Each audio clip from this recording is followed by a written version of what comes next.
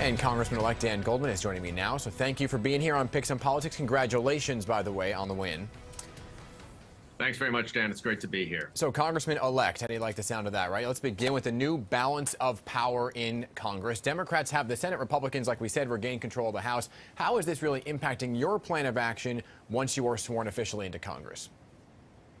Well, I think what we're going to have to realize is that some of the legislation that we were hopeful of being able to pass through the House is going to be a lot more difficult. And we are going to have to figure out ways to work with the other side of the aisle in order to pass some of our legislative priorities. I don't think that's a non-starter, but I do think it's going to be difficult, especially as we have seen already this past week that the House Republicans' first action is to announce sort of excessive and unnecessary, unfounded investigations that they intend to focus on from the get-go of the next Congress.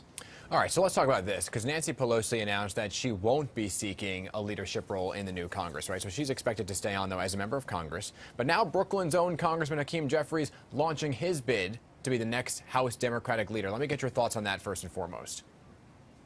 Well, first, I would just say that Speaker Nancy Pelosi has been the greatest speaker that I can certainly remember. And I had the real honor. I was honored to have the opportunity to work closely with her on the first impeachment investigation.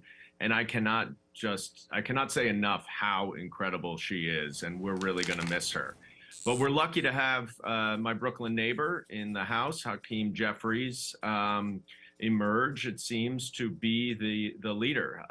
Hakeem, as you know from watching him closely over the last decade, is just a spectacular congressman. He's a terrific messenger, and I'm really excited for his leadership and to work with him as we go forward. You know, I know that you haven't even been sworn in officially, but I have to ask you, do you have any ambitions to be part of the next generation of Democratic leaders?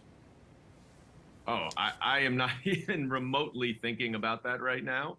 I'm trying to figure out how to, work my IT and computer right now. We're right at the beginning.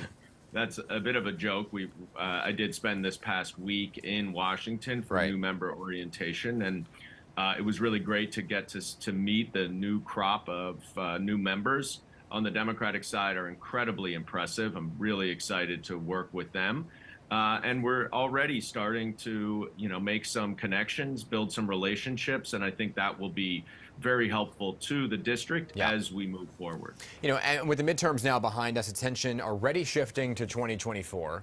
Former President Donald Trump announcing he's running for president for a third time. You were big in the impeachment proceedings when he was in office. What's your take on this? My take on it is that Donald Trump views running for president to be his best criminal defense strategy. He will now be able to say falsely that if he is charged by the Department of Justice, that it is done just to remove him from the ballot, which of course is not the case. And I think he's also trying to get out in front of some of the other candidates and perhaps clear the field. But Donald Trump may be running again, but he has not changed his stripes. He is a full-on would-be authoritarian. And we saw how the American people reacted to that last week by resoundingly rejecting nearly all of his endorsed candidates who is still in denial of the results of the 2020 election. So he will be front and center, and in conjunction with the House Republicans that he still controls, I would expect to see more abuses of power and more excessive conduct that is extremist conduct, really, that the American people don't want anymore. And I look forward to being in Congress as a bulwark against that. So Mr. Goldman, I want to talk to you about some of the big issues right now, because the Senate successfully voted to advance the Respect for Marriage Act, right, which would ensure same-sex and interracial marriages, that's actually enshrined into federal law. That now heads to the House for a vote. How likely is it that this will actually pass? Of course, it all happening in a lame duck session before Republicans take over, right? Yeah, I think it will pass, but I think we have to recognize that this is not a full codification of marriage equality. What this bill does is it ensures that any marriage in one state is that is lawful in one state is respected in another state, but it does not fully verify and codify marriage equality. So it is the best that we can do right now with this Senate. I do think it will pass the House, but it is not everything that we would want it to be. Right. And you know, you had talked a lot about a host of different issues facing your district. We're almost out of time here, but what is, on day one, the #1 issue that you would like to address? Crime, for example, was a driving factor during the campaign. Is that the top priority for you on day one?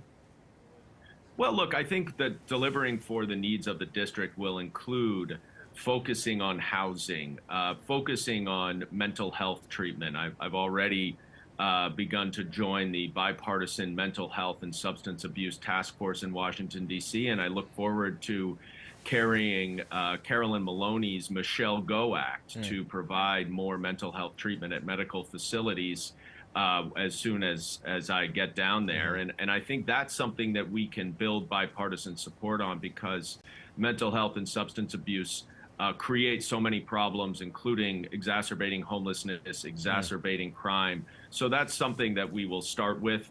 And I also really am going to be focused on housing. Housing is a major crisis in this city and this district. And I think we can certainly begin with some more transparency from HUD and NYCHA, as well as some more accountability. Understood. Congressman-elect Dan Goldman, thank you for making this one of your first stops after the election. We'll talk to you along the way, and have a great Thanksgiving, okay? Thanks so much, Dan. You too. All right.